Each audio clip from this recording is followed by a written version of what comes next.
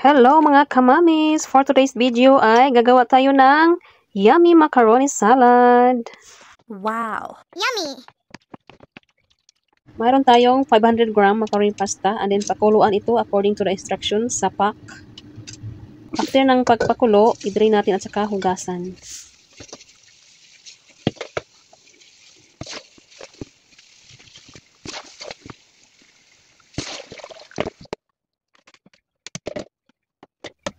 Then, lagyan natin ng kaong. And then, fruit cocktail. And then, Eden cheese.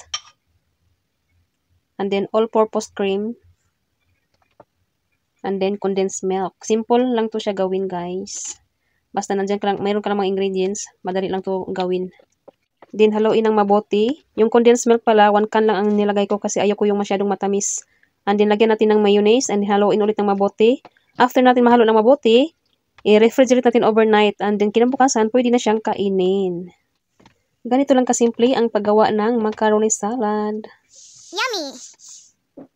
After refrigerate overnight, pwede na siyang i-serve. Thank you for watching!